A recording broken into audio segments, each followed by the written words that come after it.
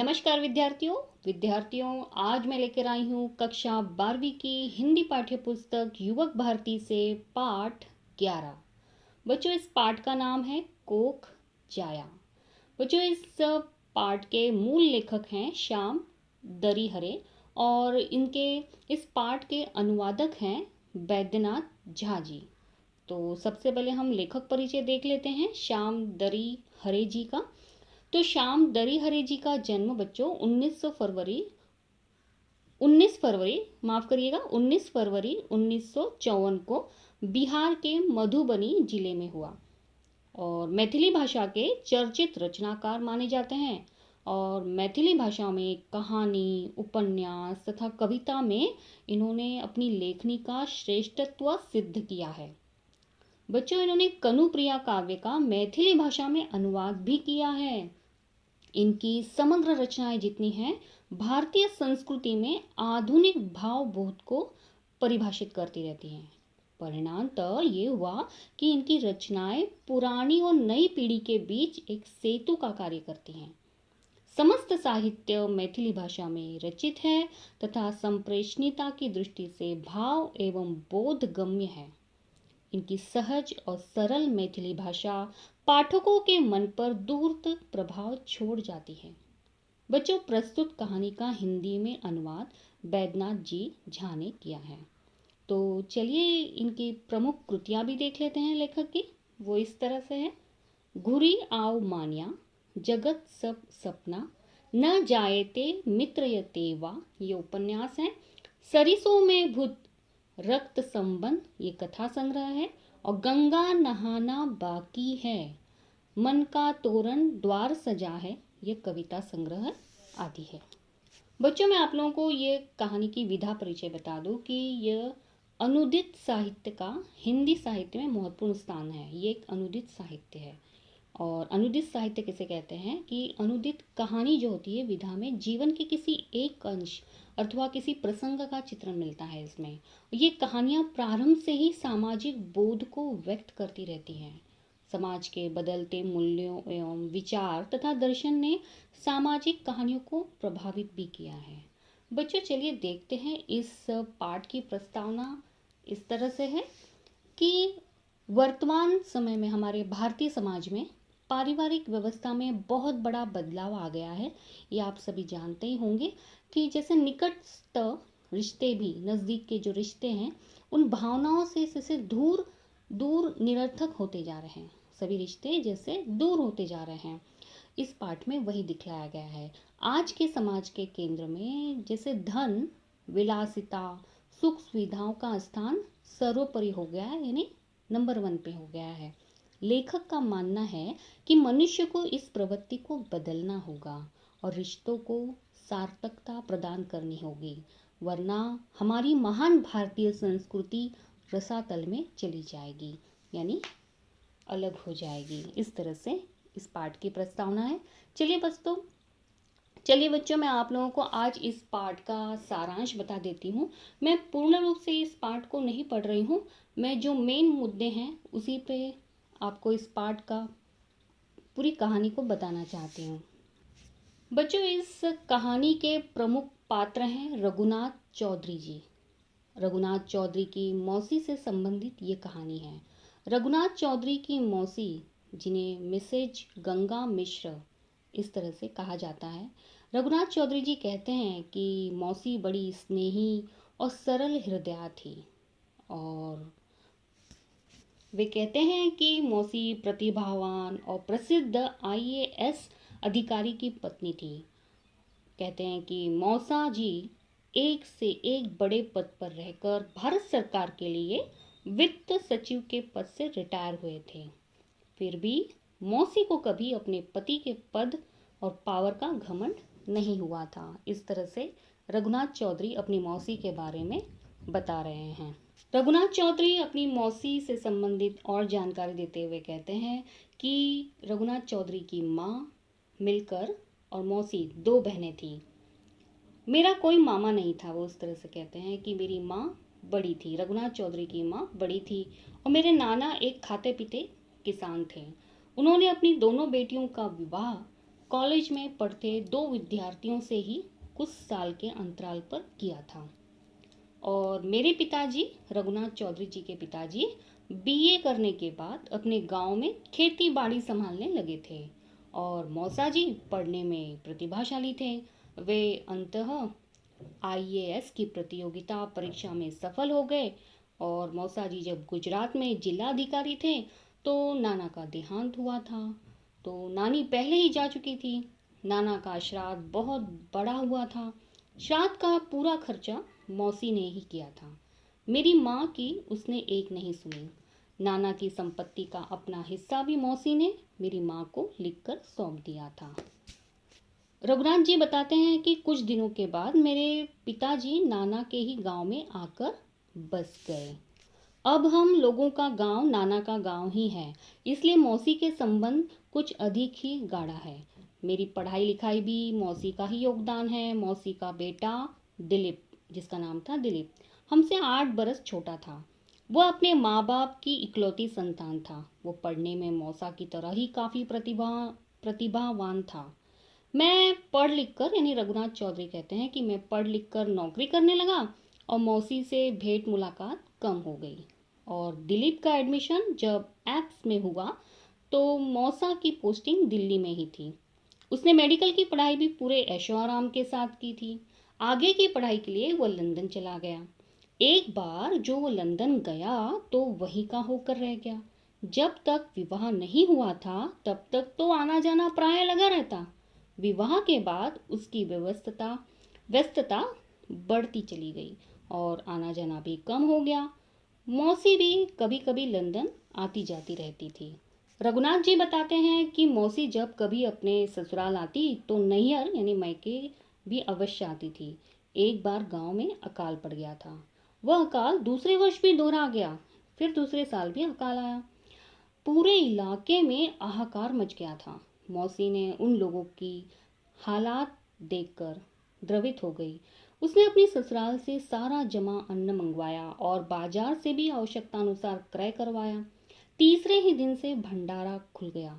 मौसी अपने गांव की ही नहीं बल्कि पूरे इलाके की आदर्श बेटी बन गई थी। तो बच्चों, आप लोगों ने यहाँ पे देखा कि रघुनाथ जी की मौसी किस तरह से उनका चरित्र है। तो यहाँ रघुनाथ जी बताते हैं कि जब वे बर्लिन में ही थे कि यहाँ बहुत कुछ घट चुका था। वो इस तरह से कह रहे हैं कि क्या हो गया था कि जीवन के सभी समीकरण उलट पुलट गए थे। मौसा जी की अचानक हृदय गति रुक जाने के कारण वे चल बसे। मौसी का जीवन एकाएक जैसे ठहर सा गया। मौसा का अंतिम संस्कार दिलीप के आने के बाद संपन्न हुआ था। मौसा का श्राद्ध उनके गांव में जाकर संपन्न किया गया। वे लोग जब गांव से वापस आए तो दिलीप का रंग ढंग बदला हुआ था। वह पहले मौसा जी की पेंशन मौसी के नाम से ट्रांसफर करवाने और लंदन ले जाने के लिए वीज़ा बनवाने के काम में लग गया। उसी के बहाने उसने मौसी से कई कागजातों पर हस्ताक्षर करवा लिए। मौसी उसके कहे अनुसार बिना देखे सुने हस्ताक्षर करती रही। उसे भला अपने ही बेटे पर संदेह करने का कोई कारण भी तो नहीं था। जब तक वो कुछ समझ पाती उसकी जमीन मकान सब हाथ से निकल चुका था। दिलीप ने धोखे से उस मकान का सौदा 8 करोड़ रुपए में कर दिया था। मौसी को जब इसका पता चला तो उसने एक बार विरोध तो किया, परंतु दिलीप ने यह कहकर चुप करा दिया कि जब तुम भी मेरे साथ लंदन में ही रहोगी तो फिर यहाँ इतनी बड़ी संपत्ति रखने का कोई औचित्य ही नहीं है। बच्चों, यहाँ पर दिलीप ने लंदन यात्रा से पूर्व घर की लिखा पढ़ी समाप्त कर ली और घर की सारी संपत्ति औने पौने दामों में बेच डाली। मौसी अपनी सारी गृहस्थी नीलाम होते देखती रह गई। उसकी आंखों से आंसू पोंछने का समय किसी के पास नहीं था।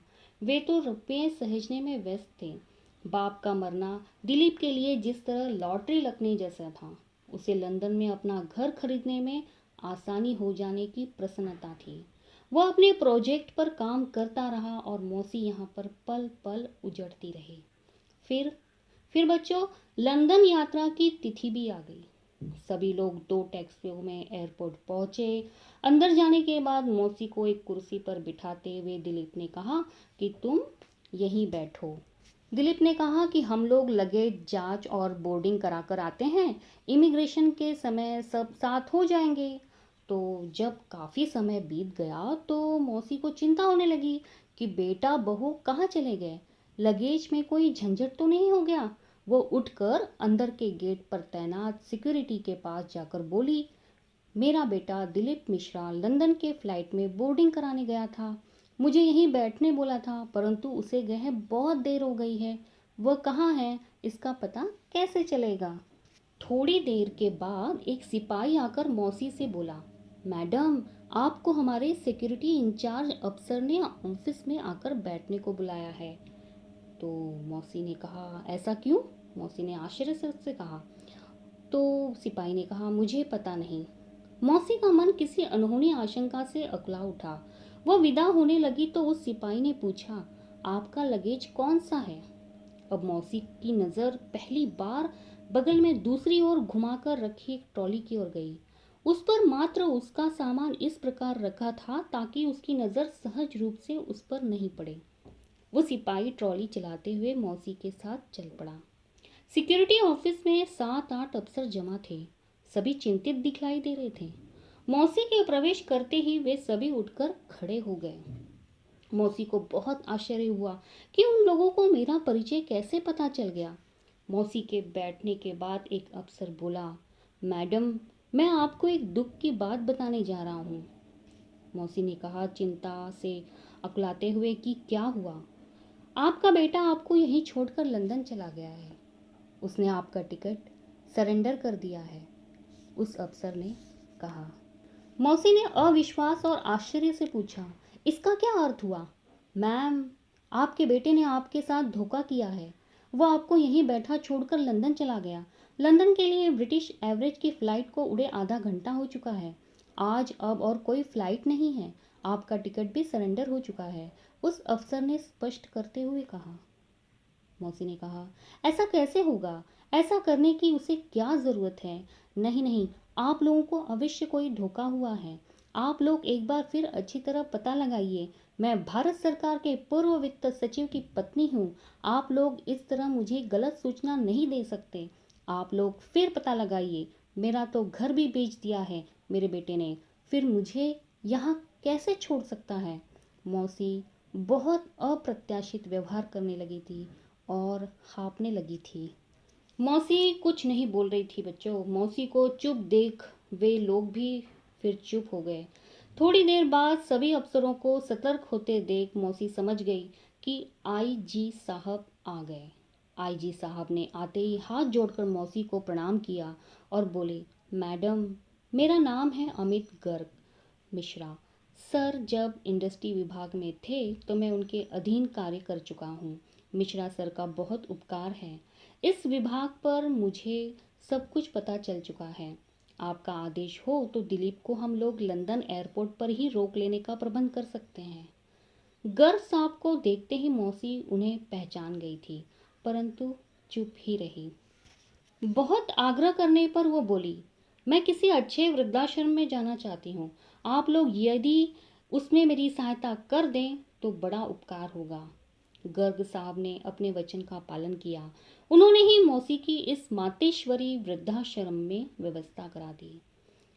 आईएएस एसोसिएशन ने भारत से लेकर इंग्लैंड तक हंगामा खड़ा कर दिया। मीडिया ने भी भारत की स्त्रियों और वृद्धों की दुर्दशा पर लगातार समाचार प्रसारित किए तथा बहस करवाई कि इतने बड़े पदाधिकारी की विधवा के साथ यदि बेटा ऐसा व्यवहार कर सकता है तो दूसरों की क्या हालत होगी। इन सारी बातों को देखकर घर का खरीदार घर वापस करने और दिलीप सारा मूल्य वापस करने को तैयार हो गया। अंततः कुछ भी हो नहीं सका क्योंकि मौसी कुछ करने को तैयार नहीं हुई। दिलीप और उसके परिवार का मुंह देखने के लिए मौसी कदापि तैयार नहीं हुई। वह बहुत छटपटाया, बहुत गिड़गिड़ाया, परंतु मौसी टस से मस नहीं हुई। उसने मेरे पास यानी रघुनाथ चौधरी के पास भी बहुत पैरवी की, परंतु उसका कोई लाभ नहीं हुआ। दिलीप को पश्चाताप हुआ कि नहीं ये तो मैं बता नहीं सकता, परंतु वो लोक लज्जा से ढक अवश्य गया था।